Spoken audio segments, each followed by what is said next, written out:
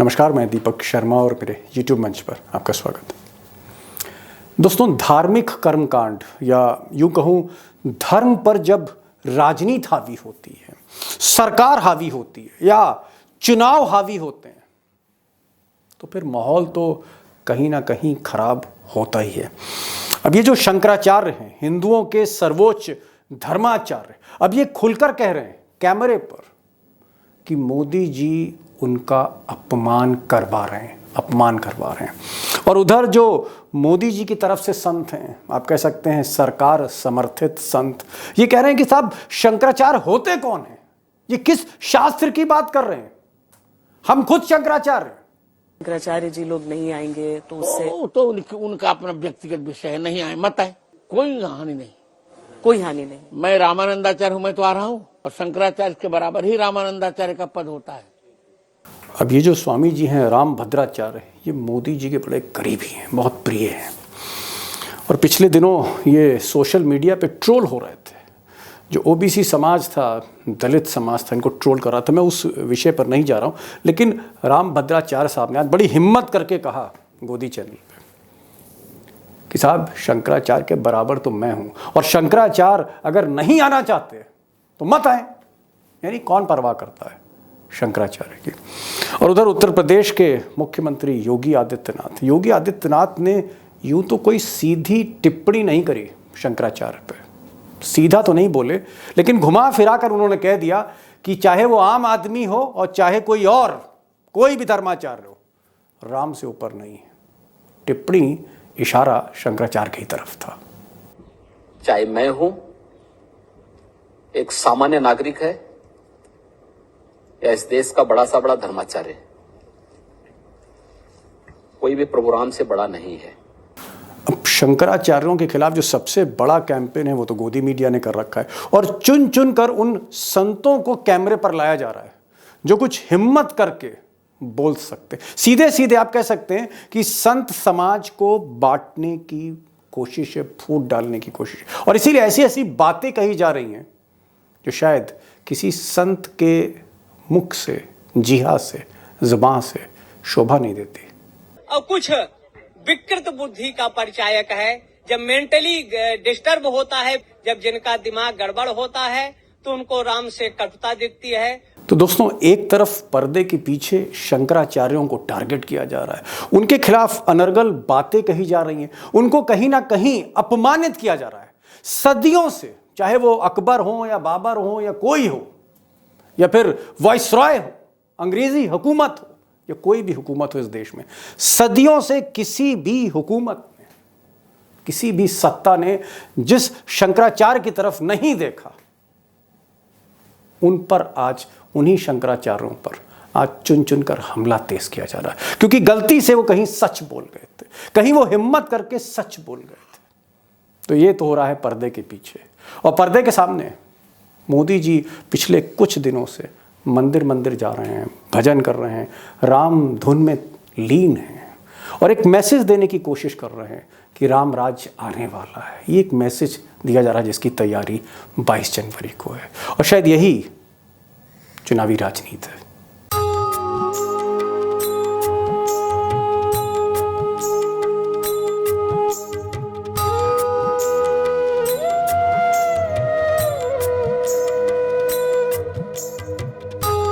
जय श्री राम। अब दोस्तों, जो सीधा सवाल है, जो स्ट्रेट क्वेश्चन है, बिग क्वेश्चन है, वो ये है कि क्या सरकार से जुड़े लोग, क्या सत्ता से जुड़े लोग ही हैं जो शंकराचार्य का अपमान कर रहे हैं पिछले कई दिनों से? और अगर ऐसा है तो क्या मोदी जी एक तरफ चुप हैं, भक्ति में लीन हैं, और दूसरी तरफ उन्हीं की शय पे, क्या उन्हीं की शय पर उन्हीं के लोग, चुने हुए लोग, क्या शंकराचार्यों को टारगेट कर रहे हैं? और जो सबसे बड़ा सवाल है वो ये है कि ये जो संघर्ष है, शंकराचार्य वर्सेस सरकार कह लीजिए, या शंकराचार्य बनाम संघ परिवार कह लें, या शंकराचार्य बनाम मोदी कह लें, अगर ये संघर्ष और बढ़ता, ये टकराव और बढ़ता है 22 जनवरी के बाद भी, और ये सुलटता नहीं, इसके बीच में, इन दोनों के बीच में कोई समझौता नहीं होता, समझौते की कोई गुंजाइश नहीं रहती, तो क्या अल्टीमेटली ये जो इलेक्शन आ रहे हैं, ये जो 2024 का फाइनल आ रहा है, कि चुनाव में फिर जो नुकसान है वो मोदी जी का ही होगा। अब दोस्तों, अगर हम पूरी स्थिति को देखें, या यूं कहें कि अगर हम पूरी सिचुएशन को एनालाइज करें, उसको एसेस करें, तो मौजूदा स्थिति यह है कि मोदी जी ने पूरी तैयारी कर ली है। उन्होंने व्रत रखा हुआ है और 22 जनवरी को, 3-4 दिन के बाद 22 जनवरी को वो अयोध्या में राम मंदिर की प्राण प्रतिष्ठा करने जा रहे हैं, मूर्ति स्थापित करने जा रहे हैं। और दूसरी तरफ जो शंकराचार्य हैं, सर्वोच्च धर्माचार्य, वो कह रहे हैं कि मोदी जी जो कुछ करने जा रहे हैं ये शास्त्रों के अनुसार ये गलत हो रहा है। जैसे कि अधूरा मंदिर है, उसका मुहूर्त नहीं निकल सकता, अधूरा मंदिर है, उस पर शिखर नहीं बना है, मंदिर जो है पूरी तरह से कंप्लीट नहीं हुआ है, अधूरे मंदिर में प्राण प्रतिष्ठा नहीं की जाती। शास्त्र ऐसा कहते हैं, शंकराचार्यों का कहना है। तो दूसरी तरफ शंकराचार्य वो अपने स्टैंड से पीछे नहीं हटना चाहते, वो बिल्कुल भी शास्त्रों को लेकर समझौता नहीं करना चाहते। तो एक तरफ शंकराचार्यों का मत है और दूसरी तरफ मोदी जी की जिद है। अब इसके पीछे चुनाव है, ये तो मैं आगे डिस्कस करूंगा अशोक वानखेड़े जी से, लेकिन फिलहाल जो स्थिति है वो मैं आपको बता रहा हूं। और इस बीच जो ज्योतिर्मठ के शंकराचार्य हैं, अवि मुक्तेश्वरानंद साहब, जो सबसे ज्यादा प्रखर हैं, मुखर हैं, इनका कहना है कि चाहे कुछ हो जाए, कम वोट में जो कुछ भी हो, आगे चलकर कुछ भी हो, मैं शास्त्रों को लेकर समझौता नहीं करूंगा। यानी जो गलत है उसको मैं गलत कहूंगा। और कहीं ना कहीं अगर मोदी जी ने ऐसा किया तो आगे चल के इतिहास याद रखेगा कि एक अधूरे मंदिर की प्राण प्रतिष्ठा की, एक गलत नजीर जाएगी आने वाले समय के लिए। तो वो कह रहे हैं कि इतिहास में बहुत कुछ गलत दर्ज होने जा रहा है, और डंके की चोट पर शंकराचार्य कह रहे हैं इतिहास में यह भी दर्ज होगा कि पौष मास में बिना मुहूर्त के हुआ। इतिहास में यह भी दर्ज होगा कि अधूरे मंदिर में जिसमें प्रतिष्ठा नहीं की जानी चाहिए उसमें प्रतिष्ठा हुई। इतिहास में यह भी दर्ज होगा कि देश के चारों शंकराचार्य उसमें नहीं पधारे। इतिहास में यह भी दर्ज होगा कि सनातन धर्म की वहां पर घोर उपेक्षा की गई। अब दोस्तों, ये जो सिचुएशन है, ये जो एक तरह का टकराव है, गतिरोध है, जिसमें कोई हल नहीं दिख रहा, ना कोई समझौते की गुंजाइश है। सवाल इस बात का है कि अगर ये जो टकराव है शंकराचार्य बनाम संघ परिवार, अगर ये टकराव और बढ़ता है तो क्या मोदी जी के जो चुनावी प्रोस्पेक्ट्स हैं, इलेक्शन प्रोस्पेक्ट्स हैं, उस पर ये असर डाल सकता है, ये जो झगड़ा है या जो टकराव है? और दूसरी चीज़, क्या सच बोलने के लिए, शंकराचार्यों को शास्त्रों की बात करने के लिए, धर्म ग्रंथों की व्याख्या करने के लिए, अगर वो किसी गलत को गलत कह रहे हैं, तो क्या इस सच की सजा ये है कि शंकराचार्य का चरित्र हनन किया जाएगा और मीडिया पीछे पड़ जाएगी उनके, कुछ सरकारी संत उनके पीछे लग जाएंगे, और उसमें मीडिया का क्या रोल है? और अगर आप ओवरऑल एक पिक्चर देखें, एक बड़ी तस्वीर देखें, तो मैं आपसे ये पूछना चाह रहा हूं कि नुकसान किसका होने जा रहा है? शंकराचार्यों का, जो अराजनैतिक हैं, जिनको चुनाव से कोई मतलब नहीं है, या फिर मोदी जी, जिनके लिए एक एक वोट की कीमत है? ये नुकसान किसका होने जा रहा है अल्टीमेटली? और आगे इतिहास क्या कहेगा? इन सारे प्रोस्पेक्ट्स को लेकर, सवालों को लेकर अशोक वानखेड़े टाइगर के पास चलते हैं। और टाइगर के पास मैं इसलिए लेके आपको जा रहा हूं क्योंकि वो अयोध्या की राजनीति को भी समझते हैं, थोड़ा बहुत धर्म को भी समझते हैं, और मोदी, अमित शाह, मोहन भागवत, इनका जो एक्चुअल एजेंडा है वो क्या है। और इत्तेफाक से अशोक वानखेड़े जो हैं पिछले कई दिनों से शंकराचार्य जो हैं उनके भी संपर्क में, तो एक पिक्चर मिल सकती है, एक सेकंड ओपिनियन उनसे लिया जा सकता है। और सबसे बड़ी बात कि आज के दौर में घुमा फिरा के टाइगर नहीं बोलते, सीधी बात करते हैं कैमरे पर, निर्भीक। चलते हैं टाइगर के पास और एक सेकंड ओपिनियन लेते हैं इस पूरी सिचुएशन पे कि आगे क्या होने जा रहा है। क्योंकि जो कुछ 22 जनवरी को हो रहा है, अच्छा बुरा, निगेटिव पॉजिटिव, जो भी असर पड़े चुनाव पर, है बड़ी घटना जहां तक 2024 के फाइनल के बाद है। क्योंकि बीजेपी पूरा चुनाव कैंपेन इस बार इसी 22 जनवरी पर खड़ा कर रही है। तो चलते हैं, टाइगर को सुनते हैं। टाइगर, जो सबसे बड़ा सवाल है वो ये, मैं एक न्यूज चैनल का इंटरव्यू देख रहा था, पहली बार योगी आदित्यनाथ से पूछा गया कि शंकराचार्य, चारों शंकराचार्य नहीं आ रहे। अब उन्होंने शंकराचार्य का तो नाम नहीं लिया, मुझे लगता है ले भी नहीं सकते हैं, लेकिन इशारों में उन्होंने कहा कि राम से ऊपर कोई नहीं। ये कहकर उन्होंने शंकराचार्यों की बात को या सवाल को उन्होंने किनारे कर दिया, जैसा वो कहना ये चाह रहे हो कि ठीक है शंकराचार्य नहीं आ रहे तो नहीं आ रहे, सब कुछ है, राम है। ये मतलब क्या है? ये मतलब सीधा है, आपको थोड़ा सा एक दो दिन पहले जाना पड़ेगा आपको। ये जो चंपत राय है, इन्होंने एक बात कही थी कि भगवान विष्णु का अवतार है मोदी जी, तो मोदी जी राम समान है। तो हो सकता है योगी जी ने चंपत राय के उस वक्तव्य के अनुशंसा से बोला होगा कि राम से बड़ा कोई नहीं, मतलब मोदी से बड़ा कोई नहीं। सवाल है शंकर टाइगर, मैं यहां एक सवाल जोड़ रहा हूं। शंकराचार्यों ने कहा कि भाई मंदिर की भूमिका में उनका योगदान रहा है, वो कोर्ट गए थे, उनकी गवाही पर ये सारा फैसला हुआ। ये शंकराचार्य का ऑन रिकॉर्ड कहना है। उनका कहना है हम मंदिर चाहते हैं, मंदिर के लिए हम ही ने लड़ाई लड़ी, लेकिन अधूरे मंदिर पे प्राण प्रतिष्ठा नहीं होनी चाहिए। अधूरे मंदिर का जिस तरह से मुहूर्त निकाला गया, वो मुहूर्त नहीं निकलता अधूरे मंदिर का। उनका ये भी कहना है कि मोदी जी जिस तरह से यजमानी कर रहे हैं, एक विवाहित व्यक्ति को पत्नी के साथ यजमानी करनी चाहिए। वो धर्म और शास्त्र की बात कर रहे हैं, लेकिन योगी जी ने धर्म शास्त्र की बात नहीं करी, वो सीधे मंदिर को ले। तो बार बार राम को ही आगे रखा जा रहा है। चैनल वाला भी, वो पत्रकार भी है जो सवाल पूछ रहा होगा, उसको पूछना चाहिए था कि शंकराचार्य कह रहे हैं कि अधूरे मंदिर में प्राण प्रतिष्ठा नहीं हो सकती, क्या करें, इसलिए वो नहीं आ रहे। आपका क्या कहना है? शंकराचार्य ने तो कभी नहीं कहा राम के ऊपर है।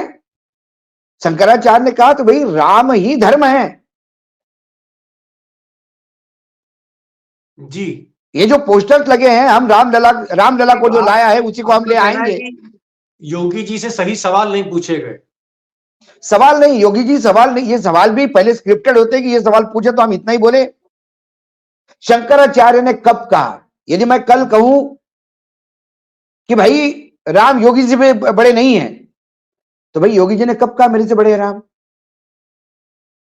ऐसा मूर्ख जैसा मैं स्टेटमेंट दे दूं कि योगी जी से बड़े राम नहीं हैं, अरे लेकिन योगी जी ने कब कहा राम मेरे से बड़े हैं? योगी तो राम के सामने नतमस्तक होते हैं। शंकराचार्य तो राम को भगवान मानते हैं। शंकराचार्य की पीड़ा ही है, 500 साल के संघर्ष के बाद मंदिर बन रहा है, तो प्राण प्रतिष्ठा अधूरे मंदिर में क्यों, पूर्ण मंदिर में क्यों नहीं?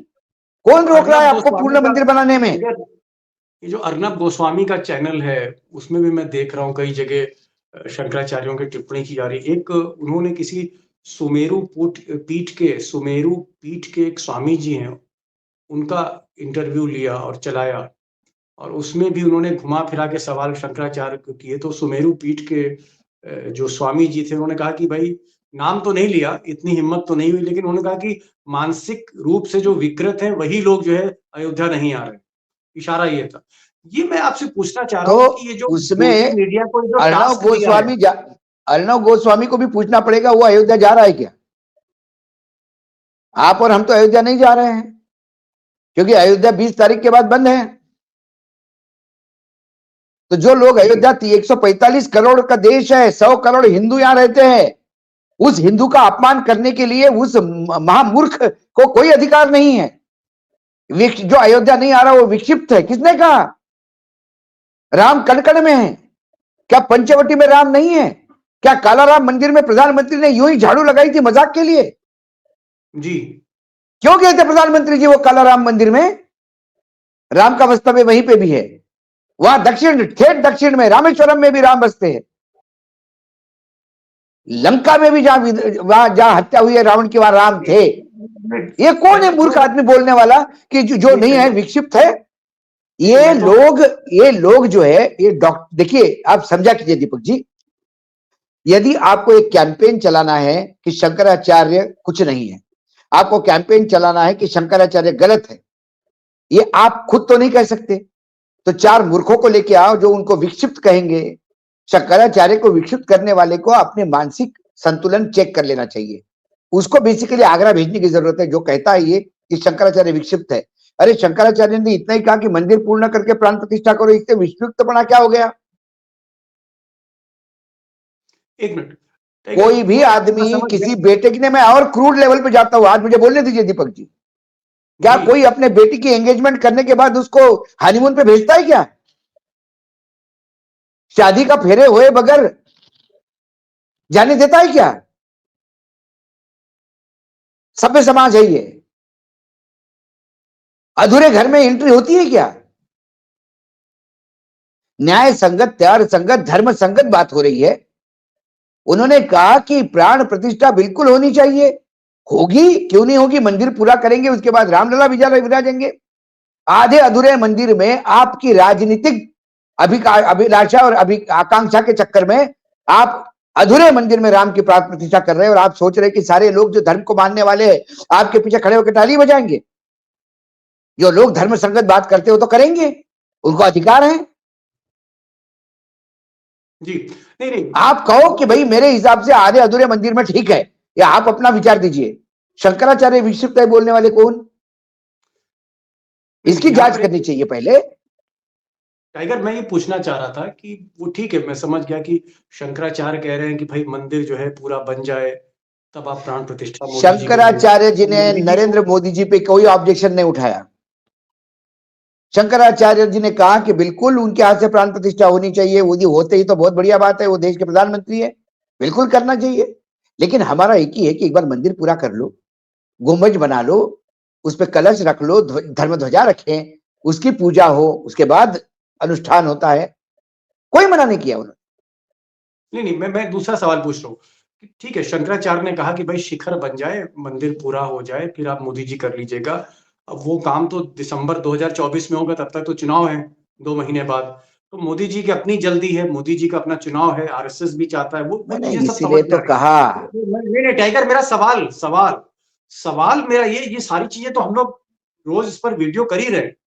मैं ये कह रहा हूं कि गोदी मीडिया जो एक कैंपेन चला रही शंकराचार्यों को लेकर, कभी कोई चैनल बोलता है गोदी मीडिया, कभी सुधीर चौधरी, कभी अर्नब गोस्वामी, कभी नविका कुमार, ये जो एक सिलसिला चल रहा है टारगेट करने का, क्या मोदी जी की जो आप कह सकते हैं उनके जो भक्त हैं, क्या इस स्तर पर आ गए कि अब हिंदुओं के जो सर्वोच्च धर्माचार्य हैं उनको टारगेट किया जाएगा? क्योंकि वो कुछ ऐसी बातें बोल रहे हैं जो मोदी जी के राजनीतिक महत्वाकांक्षाओं पर बाधा बन रही है, ग्रहण लगा रही है।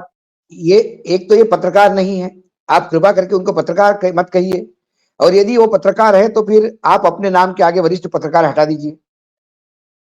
वो पत्रकार नहीं है। आपने सही कहा, मोदी भक्त है। किसी के भी भक्त होने में जाए, मोदी भक्तों को राम से भी मोदी ऊपर लगने लगे हैं। अधूरे मंदिर में भी राम की प्राण प्रतिष्ठा करने को तैयार है यदि मोदी जी का आदेश है तो। इसीलिए मैंने कहा, योगी जी जब कहते हैं, मतलब शंकराचार्य क्या राम से ऊपर हो गए? राम से ऊपर कोई नहीं है, राम से ऊपर मोदी जी हैं, क्योंकि मोदी जी तय करते राम अधूरे मंदिर में बैठेंगे। पूरे विश्व के आराध्य राम जो पूजे जाते हैं पूरे विश्व में, पूरा देश राममय हो गया है। क्या वो देश चाहेगा हमारे रामलला को अधूरा मंदिर मिले? उसका जो आसन होगा, जहां प्राण प्रतिष्ठा होगी, उसके बाद भी वो बनता रहेगा?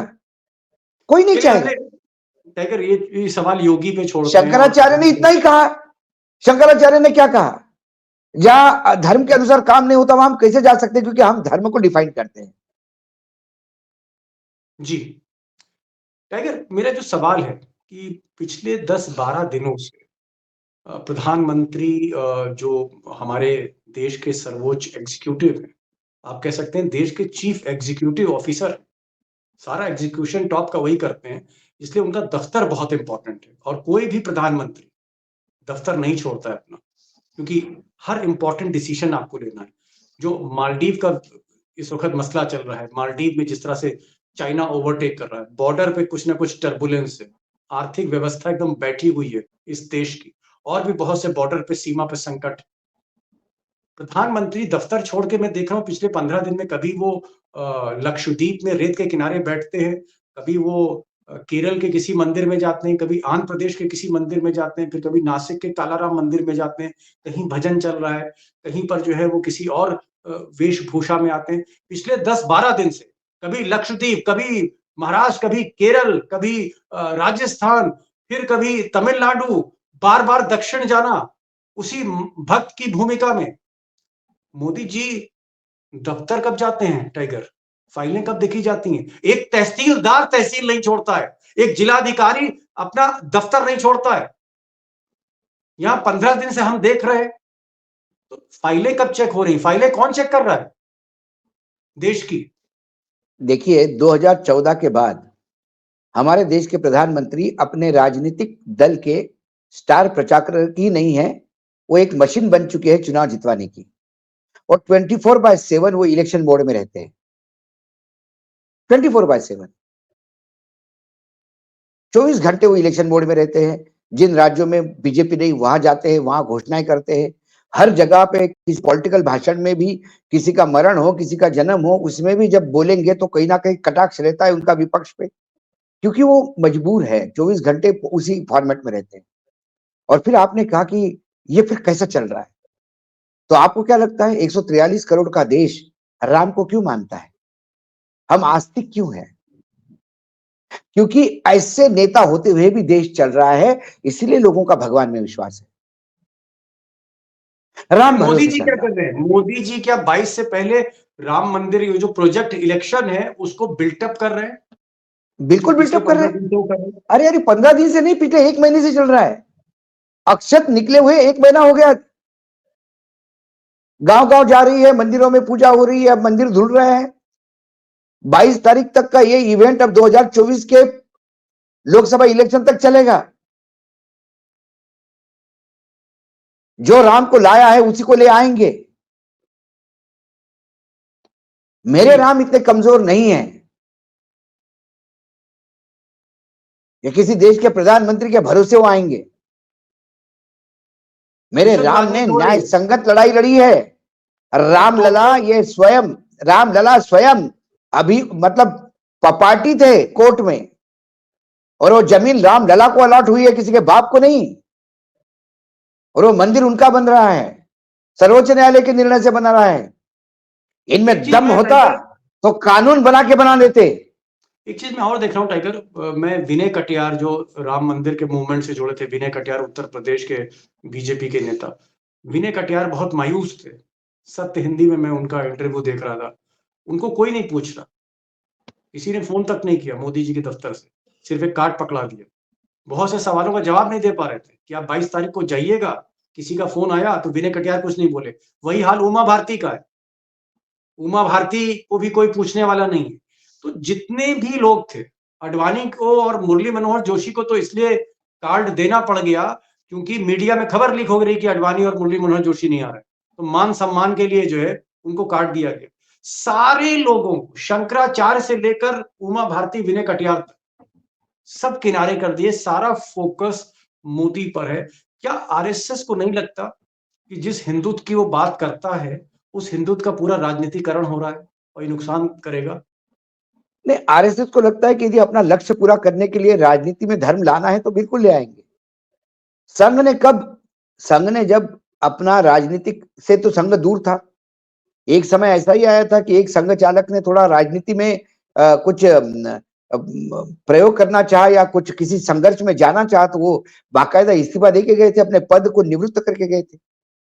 संघ कभी राजनीति में नहीं आता, लेकिन जनसंघ के स्थापना के बाद और भारतीय जनता पार्टी के जन्म के बाद तो संघ बाकायदा, भारतीय जनता पार्टी संघ का आउटफिट है। एक जनरल सेक्रेटरी ऑर्गेनाइजेशन बाकायदा संघ से लोन होके आता है, कर्ज दिया जाता है। मोदी भी संघ के प्रचारक के तौर पे ही काम करते थे और वहीं पे फिर बाद में बीजेपी में चले गए। तो संघ को लगता है कि यदि हिंदू राष्ट्र बनाने का लक्ष्य इस तरीके से होता है तो इस तरीके के सही। संघ अपना लक्ष्य पूरा करना चाहता है, फिर लक्ष्य करने के लिए साधन कोई भी हो, साधन कैसा भी हो, रास्ता कैसा भी हो, कटीला हो या बहुत अच्छा हो, उस पर चलना होगा। चाहे संविधान की धज्जियां उड़ती हो, चाहे लोकतंत्र को कालीमा लगती हो, उसका कोई लेना देना नहीं।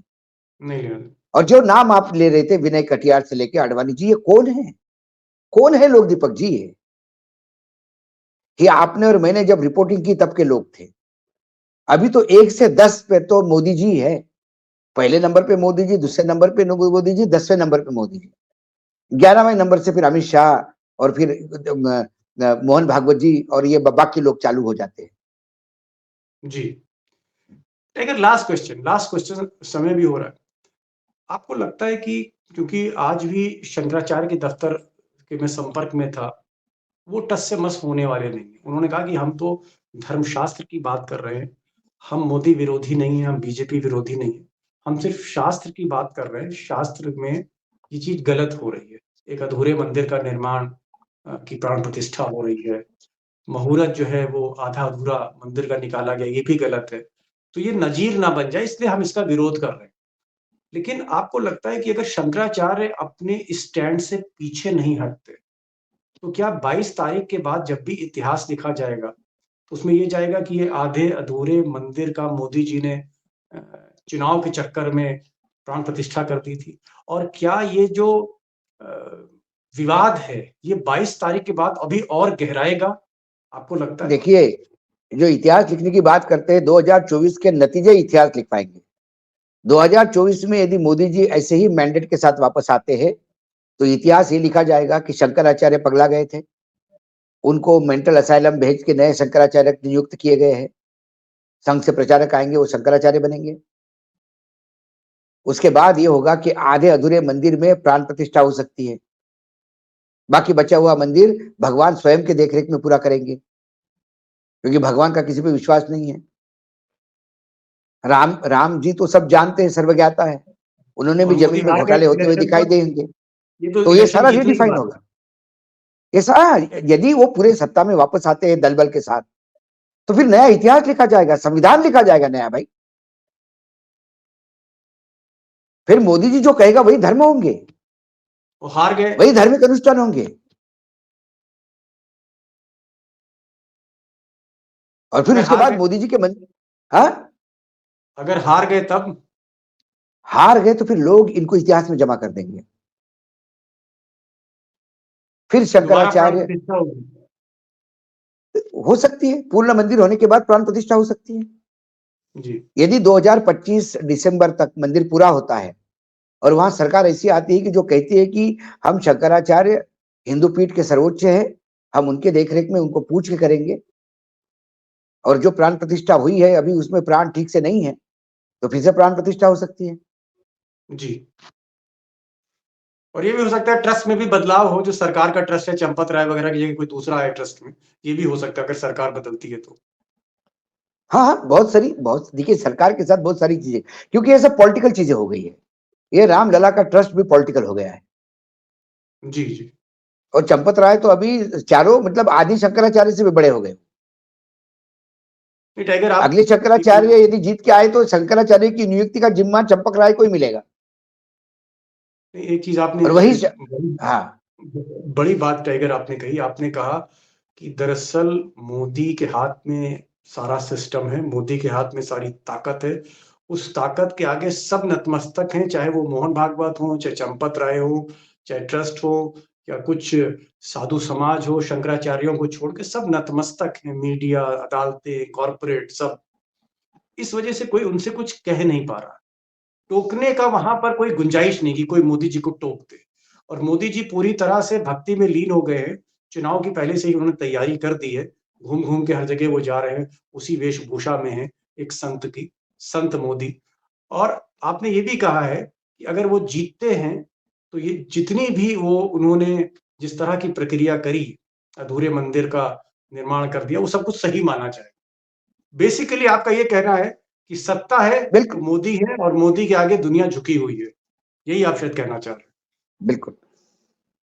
आप आए टाइगर, और जिस तरह से आपने समय निकाला, और मैं देख रहा हूं कि आज के दौर में जहां सुधीर चौधरी, अर्नब गोस्वामी, रजत शर्मा और तमाम ऐसे पत्रकार हैं जो सच को सच नहीं कहते, आप फिर से एक बार हाथ जोड़ के विनंती, उनको पत्रकार न कहिए, और यदि वो पत्रकार है तो हम पत्रकार नहीं है, आप भी नहीं है, ये मानिए। डंके की चोट पर आप जो सच बोल रहे हैं, ऐसे पत्रकार को मैं सैल्यूट करता हूं। टाइगर, आपके आने का, हमारे प्रोग्राम में शामिल होने का बहुत बहुत शुक्रिया। Thank you so much sir.